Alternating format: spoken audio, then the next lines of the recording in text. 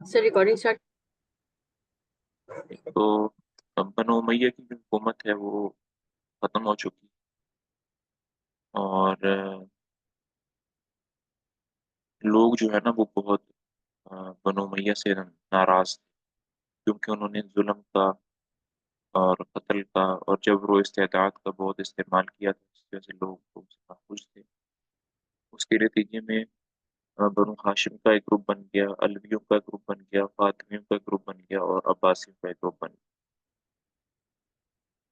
تو ابو مسلم خولانی ایک شخص ہے جس نے بہت زیادہ اسٹرگل کی بنو امیہ کی حکومت ختم کرنے میں اور بنو عباس کی حکومت لانے میں۔ اس کا سارا تذکرہ ہے، کیسے اس نے حکومت سنبھالی، کہاں پیدا ہوا، کس سے شادی ہوئی، کہاں کہاں جنگیں لڑیں وغیرہ وغیرہ۔ تو یہ آ، اسی کا سارا تعارف، اس کو ہم اسکپ کر دیتے ہیں۔ جب اس کے بعد جو اگلا ٹاپک ہے وہ یہ ہے کہ جب بنو عباس کی حکومت آ گئی، وہ بھی آگے آئے گی، تو بنو عباس نے حکومت سنبھالتے ہی سب سے پہلا یہ کام کیا کہ انہوں نے چن چن کر بنو امیہ کے لوگوں کو قتل کرنا شروع کر دیا اور بہت زیادہ آ، ظلم کے ساتھ اور شدت کے ساتھ ان کو قتل کیا۔ مطلب چن چن کر ہر گھر سے جہاں پہ ان کو بنو امیہ ملتے تھے، پتہ چلتا تھا کہ فلاں کا تعلق بنو امیہ سے ہے یا اس کا وہ سپورٹر ہے، اس کو قتل کر کے جاتے۔ تو اب یہ پڑھیں گے ہم انشاءاللہ۔ اس کے بعد پھر یہیں سے اندلس کی حکومت جو ہے، اسپین کی حکومت یہاں سے سٹارٹ ہوگی تھوڑے دنوں کے بعد۔ اس کی ریزن بھی یہی ہے کہ عراق میں، فارس میں، شام میں جہاں جہاں بھی بنو امیہ ملتے تھے، بنو عباس والے ان کو قتل کر دیتے تھے۔ تو چھپ چھپا کر وہ بھاگے اپنی جان بچانے کے لیے اسپین کی طرف۔ اسپین پر جا کر دوبارہ انہوں نے اپنی حکومت شروع کر لی، صرف ایک بندے عبد الرحمن کی وجہ سے۔ اس کا تذکرہ انشاءاللہ بھی آگے آئے گا۔ سر پلیز یہ دوبارہ بتائیے گا، آپ نے کیا کہتے ہیں؟ ابو مسلم فراسانی، کیا نام تھا ان کا؟ ان کا کیا ابو کردار مسلم تھا؟ جی جی، انہوں ان نے کا بنو عباس کی حکومت لانے میں بڑی ہیلپ کی تھی۔ اچھا، بنو عباس کی حکومت، ٹھیک ہو گیا. ابھی آپ بھی اپنی بک پر 5-7 پیج آگے چلے جائیے اور وہاں پر ایک ٹاپک ہوگا، عباسیوں کے ہاتھوں بنو امیہ کا قتل عام۔ جی بالکل. چلیں یہاں سے شروع جی کریں۔ جی، بسم اللہ الرحمن الرحیم. عباسیوں کے ہاتھوں بنو امیہ کا قتل عام. خلافت اسلامیہ کو جو قوم یا خاندان اور کیا لکھا ہے؟ وراثتاً اچھا، وراثتاً اپنا حق سمجھے، وہ سخت غلطی اور ظلم میں مبتلا ہے. بنو امیہ نے اگر ایک حکومت اسلامی کو اپنی ہی قوم اور خاندان میں باقی رکھنا چاہا تو یہ ان کی غلطی تھی. بنو عباس یا بنو ہاشم اگر اس کو اپنا خاندانی حق سمجھتے تھے تو یہ بھی ان کی غلطی اور ناانصافی تھی. مگر چونکہ دنیا میں عام طور پر لوگ اس غلطی میں مبتلا ہیں، لہذا سلطنت اور حکومت میں بھی حق وراثت کو جاری سمجھا جاتا ہے. اسی بنا پر جو شخص کسی غاصب سلطنت سے اپنا حق یعنی سلطنت واپس چھینتا ہے، وہ اکثر قتل و تشدد سے کام لیا کرتا ہے. لیکن اس قتل و تشدد کو بنو عباس نے بنو امیہ کے حق میں جس طرح روا رکھا، اس کی مثال کسی دوسری جگہ نظر نہیں آتی. ہاں، تاریخی زمانے سے گزر کر اگر نیم تاریخی حکایات کو قابل اعتنا سمجھا جائے تو بخت نصر نے بنی اسرائیل کے قتل کرنے میں بڑی سفاکی اور بے باکی سے کام لیا تھا اور بنی اسرائیل کو صفحہ ہستی سے مٹا دینا چاہا تھا. مگر ہم دیکھتے ہیں کہ بنی اسرائیل کی قوم آج تک دنیا میں موجود ہے. اس سے بھی بڑھ کر ہندوستان میں آریوں نے غیر آریوں پر ظلم و ستم کی انتہا کر دی تھی. مگر کو ہمالیہ اور بندھیا چل کے جنگلوں اور راجپوتانہ کے ریگستانوں نے غیر آرائیوں کی نسلوں کو اپنی آغوش میں چھپائے رکھا اور ہندوؤں کی شودر قوموں کی صورت میں وہ آج بھی ہندوستان کی آبادی کا ایک قابل قدر حصہ سمجھے جاتے ہیں. ہندوستان کے آریہ بھی ایرانی اور خراسانی لوگ تھے اور عباسیوں کے خراسانی سپہ سالار بھی بنو امیہ کے قتل و غارت میں عباسیوں کو ایسے مظالم اور ایسے تشدد پر آمادہ کر سکے کہ ہندوستان کے غیر آرائیوں کی مظلومی کے افسانے درست نظر آنے لگے. دنیا کی خفیہ انجمنوں کے حالات پڑھنے سے معلوم ہوتا ہے کہ ان خفیہ سازشوں کو کامیاب بنانے والے حد سے زیادہ قتل و خون ریزی اور مظالم و بے رحمی کا ارتکاب کر سکتے ہیں. اس تاریخ اسلام میں بھی ہم برابر اس بات کا ثبوت پاتے چلے آئے ہیں کہ خاندان بنو امیہ سے خلافت اسلامی کا نکالنا کوئی جرم نہ تھا، لیکن خاندان بنو امیہ سے خلافت اسلامیہ کو نکال کر ایک دوسرے خاندان کو اسی طرح خلافت اسلامیہ کا سپرد کر دینا ہرگز کوئی خوبی کی بات نہ تھی۔ اسلام اور عالم اسلام کو اس سے کوئی فائدہ نہیں پہنچ سکتا تھا، لہٰذا بنو عباس کو نہایت ہی قابل شرم خون ریزی اور قتل و غارت کا ارتکاب کرنا پڑا۔ ابو مسلم اور قحطبہ بن شبیب اور دوسرے نقبا اہل بیت نے خراساں کے شہروں میں جس قدر قتل عام کا بازار گرم کیا، اس کا کچھ تھوڑا تھوڑا تذکرہ اوپر کے صفحات میں آ چکا ہے۔ امام ابراہیم نے خود ابو مسلم کو اپنے آخری خط میں تاکیدی طور پر لکھا تھا کہ خراساں میں کوئی عربی بولنے والے کو زندہ نہ رکھنا۔ اس سے بھی ان کا مدعا یہی تھا کہ بنو امیہ کی طرفدار لوگ خراساں میں وہی عربی قبائل تھے جو فاتحانہ خراساں میں سکونت پذیر تھے۔ باشندگان خراسان جو نو مسلم تھے وہ سب کے سب دعوت عباسیہ کے معمول بن سکتے تھے۔ ابو مسلم نے قتل کرائے اور نتیجہ یہ ہوا کہ ملک خراسان میں جو کثیر التعداد عربی قبائل پہنچ کر اس کی ملک کی زبان، معاشرت، تمدن کو عربی بنانے میں کامیابی حاصل کر رہے تھے، سب کے سب قتل کر دیے گئے، اور عربی عنصر جو تمام ملک کو اپنا ہم رنگ بنا رہا تھا یک لخت مغلوب و بے اثر اور ناپید ہو گیا، جس کی وجہ سے ایرانی زبان اور تمدن، ایرانی معاشرت، ایرانی اخلاق مرتے مرتے پھر زندہ ہو گئے، اور ایران و خراسان جو مصر کی طرح سے آج عربی ملک ہوتے پھر فارسی ملک بن گئے۔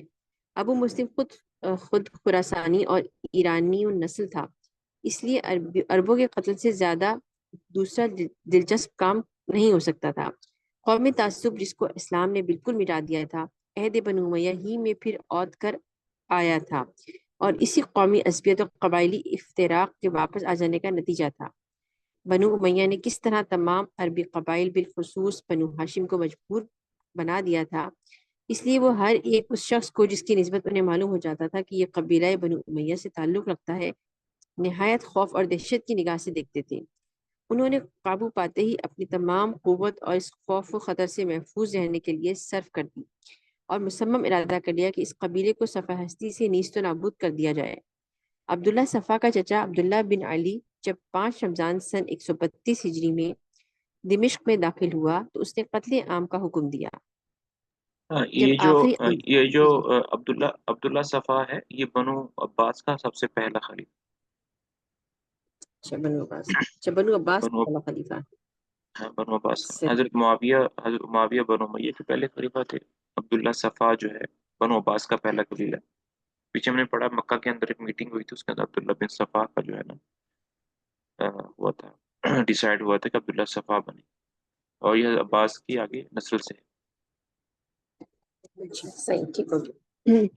عبداللہ صفا کا چچا عبداللہ بن علی جب 5 رمضان سن 132 ہجری کو دمشق میں داخل ہوا تو اس نے قتل عام کا حکم دیا۔ جب آخری اموی خلیفہ مروان بن محمد بوسیر میں قتل ہو چکا تو عباسیوں کے لیے سب سے ضروری کام بنو امیہ کا استحصال تھا، لیکن خلافت بنو امیہ کے قصر رفیع کو منہدم کرنے کے کام میں بعض بنو امیہ بھی عباسیوں کے شریک ہو گئے اور فاتح عباسیوں کے ساتھ عزت و تکریم کے ساتھ رہتے تھے۔ اس طرح بنو امیہ کی نسل کا تخم سوخت ہونا ممکن نہ تھا، لیکن ابو مسلم اس کام پر کمر ہمت باندھ چکا تھا۔ اس نے عبداللہ صفا اور عباسی سرداروں کو بار بار لکھا کہ بنو امیہ کے کسی فرد کو چاہیے چاہے وہ کیسا ہی ہو، ہمدرد بہی خواہ کیوں نہ ہو، ہرگز زندہ نہ چھوڑا جائے۔ اس مشورے پر تو عمل ہوا، لیکن بعض ایسے افراد تھے جنہوں نے بڑی بڑی جمعیت کے ساتھ عین نازک اور خطرناک موقع پر عباسیوں کی شرکت اور اموی خلیفہ کی بغاوت اختیار کر کے نہایت اہم امداد پہنچائی۔ ان کو قتل کرنے سے انسانی شرافت مانے تھی۔ ابو مسلم نے یہ اہتمام کیا کہ شاعروں اور مصاحبوں کو جو عباسی خلیفہ اور عباسی سپہ سالاروں کے دربار میں آمد و رفت رکھتے ہیں، رشوتیں بھیج کر اور اپنی طرف سے لوگوں کو یہ تعلیم دے کر روانہ کیا کہ دربار میں جا کر ایسے اشعار پڑھیں اور ایسی باتیں کریں جس سے بنو امیہ کی نسبت عباسیوں کا غصہ بھڑکے اور ان کی طبیعت میں انتقام اور قتل کی اشتعال پیدا ہو۔ چنانچہ اس کوشش کا نتیجہ یہ ہوا کہ عباسیوں نے چن چن کے ہر ایک بنو امیہ کو قتل کر دیا۔ صفا نے سلیمان بن ہشام بن عبد الملک کو سر دربار ایک ایسے شاعر کے اشتعال انگیز اشعار سن کر بلا توقف قتل کرا دیا۔ حالانکہ سلیمان بن ہشام عبداللہ صفا کی مصاحبت میں موجود تھا اور اس کا بڑا ہمدرد تھا۔ عبداللہ بن علی جن دنوں فلسطین کی طرف تھا، وہاں نہر ابی فرتس کے کنارے دسترخوان پر بیٹھا بیٹھا کھانا کھا رہا تھا، اور 80-90 بنو امیہ اس کے ساتھ کھانے میں شریک تھے۔ اسی اثنا میں شبل بن عبداللہ آ گیا۔ اس نے فوراً اپنے اشعار پڑھنے شروع کیے، جن میں بنو امیہ کی مذمت اور امام ابراہیم کے قید ہونے کا ذکر کر کے بنو امیہ کے قتل کی ترغیب دی گئی تھی۔ عبداللہ بن علی و عبداللہ بن صفا کے چچا نے اسی وقت حکم دیا کہ ان سب کو قتل کر دو، اور اس کے خادموں نے فوراً قتل کرنا شروع کر دیا۔ اللہ اکبر! ان میں بہت سے ایسے تھے جو بالکل مر گئے، بعض ایسے بھی تھے کہ وہ زخمی ہو کر گر پڑے، مگر ابھی ان میں دم باقی تھا۔ عبداللہ بن علی نے ان سب مقتولوں اور زخمیوں کی لاشوں کو برابر لٹا کر ان کے اوپر دسترخوان بچھایا۔ اللہ اکبر! اس دسترخوان پر کھانا چنا گیا، اور عبداللہ بن علی مع ہمراہیوں کے پھر اس دسترخوان پر بیٹھ کر کھانا کھانے میں مصروف ہوا۔ یہ لوگ کھانا کھا رہے تھے کہ ان کے نیچے وہ زخمی جو ابھی مرے نہیں تھے کر رہے تھے، حتیٰ یہ کہ کھانا کھا چکے اور سب کے سب مر گئے۔ ان مقتولوں میں محمد بن عبد الملک بن مروان، معاذ بن یزید، عبد الواحد بن سلیمان، سعید بن عبد الملک، ابو عبیدہ بن ولید بن عبد الملک بھی تھے۔ بعض کا بیان ہے کہ ابراہیم معزول خلیفہ بھی انہی میں شامل تھا۔ اس کے بعد عبداللہ بن علی بن عبداللہ بن عباس نے خلفائے بنو امیہ کی قبروں کو آ کر کھدوایا۔ عبد الملک کی قبر سے اس کی کھوپڑی برآمد ہوئی، امیر معاویہ رضی اللہ عنہ کی قبر میں سے کچھ نہ نکلا۔ بعض قبروں سے بعض اعضاء برآمد ہوئے، بعض سب مٹی میں بن چکے تھے۔ حشام بن عبد الملک کی قبر کھودی گئی تو صرف ناک کی اونچائی جاتی رہی تھی، باقی تمام لاش صحیح سالم نکلی۔ عبداللہ بن علی نے اس لاش کے کوڑے لگوائے، پھر اس کو سلیب پر چڑھایا، پھر جلا کر اس کی راکھ ہوا میں اڑا دی۔ عبداللہ بن علی کے بھائی سلیمان بن علی بن عبداللہ بن عباس نے بصرہ میں بنو امیہ کے ایک گروہ کو قتل کر کے لاشوں کو راستے میں پھینکوا دیا اور دفن کرنے کی ممانعت کر دی۔ ان لاشوں کو مدت کتے کھاتے رہے۔ عبداللہ بن علی کے دوسرے بھائی یعنی صفا کے چچا داؤد بن علی نے مکہ و مدینہ اور حجاز و یمن میں چن چن کر ایک ایک اموی کو قتل کرا دیا، اور بنو امیہ میں سے کسی کا نام و نشان باقی نہ رکھا۔ قرض تمام ملک کے محروسہ میں حکم عام جاری کر دیا گیا، جہاں کوئی بنو امیہ نظر آئے اس کو بلا دریغ قتل کر دیا جائے۔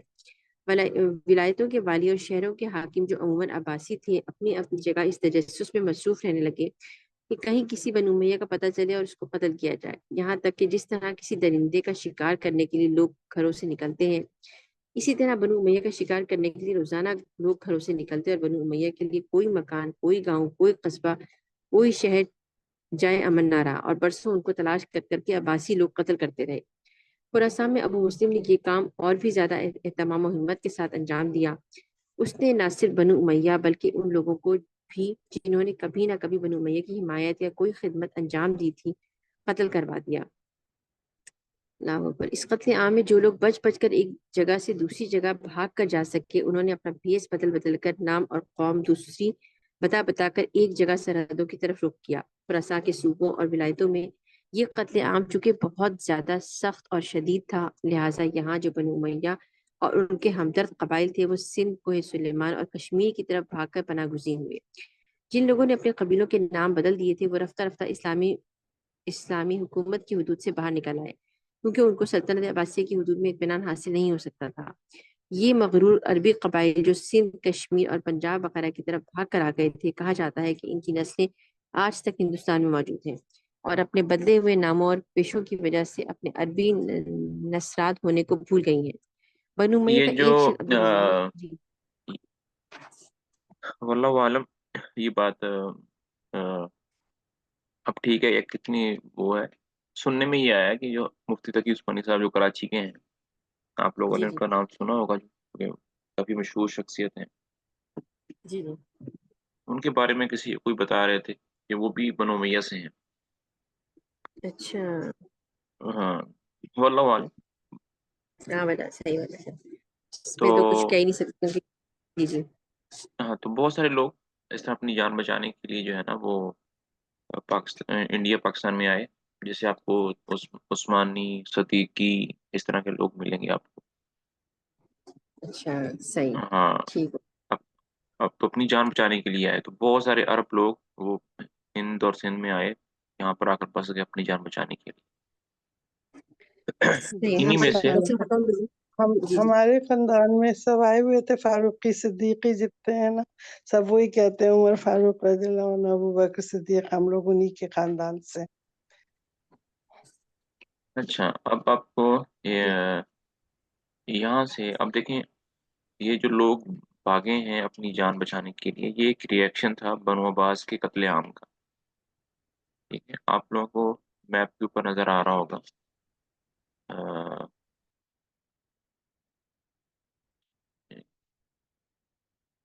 تو یہ ایران ہے، یہ والا رائٹ سائڈ پہ، اور یہ سارا شام ہے، اور یہ اس زمانے میں جزیرہ عرب تھا. جب بنو عباس نے جب بنو امیہ کا قتل کرنا شروع کیا تو لوگ جان بچا کر بھاگے. ایک منٹ. انہی بھاگنے والوں میں سے بنو امیہ کا ایک شخص تھا، عبد الرحمن، نوجوان تھا بالکل. وہ بھی اپنی جان بچا کر بھاگا کس کی طرف؟ اسپین کی طرف. یہاں پر اسپین میں جا کر اس نے دوبارہ سے بنو امیہ کو اکٹھا کرنا شروع کر دیا، اور آہستہ آہستہ آہستہ آہستہ وقت گزرنے کے ساتھ ساتھ اسپین کے اندر بنو امیہ کی دوبارہ سے حکومت آ گئی. اور پھر یہ وہی حکومت ہے جس کے بارے میں ہم چھوٹے بچپن سے پڑھتے آ رہے ہیں کہ مسلمانوں نے اسپین کے اندلس کے اندر 800 سال حکومت کی. یہ وہی حکومت ہے جس کا تذکرہ آگے چل کر آئے کافی گا. لمبا اسپین. ہاں، اسپین میں اسلام تھا نا بہت دن. جی. تو یہ اسپین میں جو 800 سال مسلمانوں نے حکومت کی ہے، اس کا ایک نام تھا. مسلمانوں نے ٹیکنالوجی کے اندر اور پیپر اور بہت ساری ایجادات وہاں پر. ابھی بھی مسلمانوں کے جو وہ پیلس ہیں وہ ابھی بھی وہاں پر ہیں، قرطبہ میں، غرناطہ میں. آ، محل جو ہے وہاں دیکھے جا سکتے ہیں. پوری ایک ہسٹری ہے، بہت ترقی کی مسلمانوں نے. تو یہ بیسیکلی وہ 800 سال کی جو حکومت ہے اس کی سٹارٹنگ عبد الرحمن نے کی تھی، اور عبد الرحمن وہی ہے جو بنو عباس کے اس ظلم سے بھاگ کر یہاں پر آیا تھا. جس طرح لوگ انڈیا پاکستان کے اندر بھی گئے تھے، اس طرح اندلس میں بھی گئے.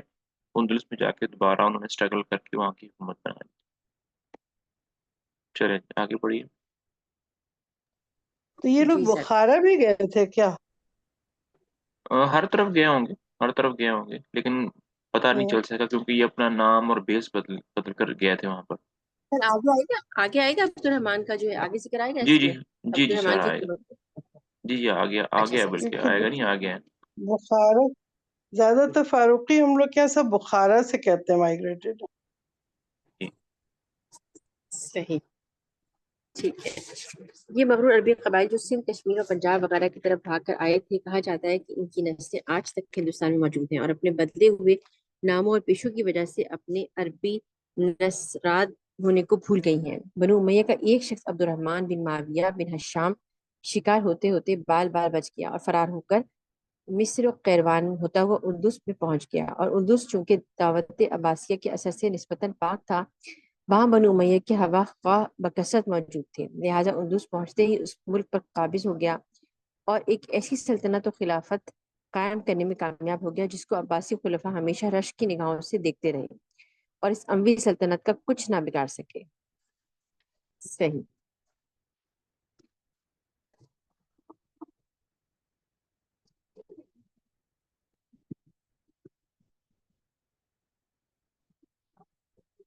آپ لوگوں کو لسٹ نظر آ رہی ہے بنو امیہ کے جو خلفاء ہیں ان کی؟ جی سر آ رہی ہے. اسی جی اسکرین سے. ہاں سر یہ آ عبد رہی ہے. الرحمن ہے سب سے آخر والا، جس کو میں سرکل کر رہا ہوں. عبد الرحمن مؤسس دولت الامویہ فی الاندلس. تو یہ عبد یہ الرحمن لاسٹ. معاویہ کا بیٹا. ہاں، معاویہ جو معاویہ کا بیٹا ہشام، اور ہشام اس کا بیٹا عبد الملک کا، اور عبد الملک پھر ایسے مروان. تو یہ سب سے آخر والا ہے. اس نے جا کر یہ بنو حضرت وہاں پر حضرت معاویہ کے بیٹے ہیں یہ. کس کے معاویہ حضرت معاویہ کے بیٹے بیٹے ہوئے، انہی کی نسل سے ہوئے نا سارے یہ. جی نسل ان کی ہے نا. حضرت معاویہ تو یہ ہے یہاں پر. جی ان کے بیٹے نہیں ہیں۔ اچھا ہاں اور یہ دوسرے والے معاویہ کے بیٹے ہیں نا یہ؟ جی جی جی اچھا صحیح صحیح. ہاں. تاکہ اب بنو عباس کا جو ہے نا باقاعدہ طور پر آغاز ہو گیا ہے ان کی حکومت کا، تو انشاءاللہ کل سے وہ پڑھیں ٹھیک ہے، اچھا. گے یہاں سے یہ لوگ تیسرا نام ریپیٹ بہت کرتے ہیں یہ لوگ. جی ہاں اسی لیے تو کہیں کہیں پھر انسان کنفیوز بھی ہو جاتا ہے نا. صحیح. ہاں نمبر 1 ہے کہ 2 ہے کہ 3 ہے. ابھی جو آگے آ رہا ہے ابوالعباس، ذرا دیکھیے، عبداللہ صفا بن محمد بن علی بن عبداللہ بن عباس، آگے چل کے تو ایسے نام آئیں گے کہ محمد بن علی، علی بن محمد، محمد بن علی ایسے چلے گا. صحیح. چلیں جی، السلام علیکم ورحمۃ اللہ.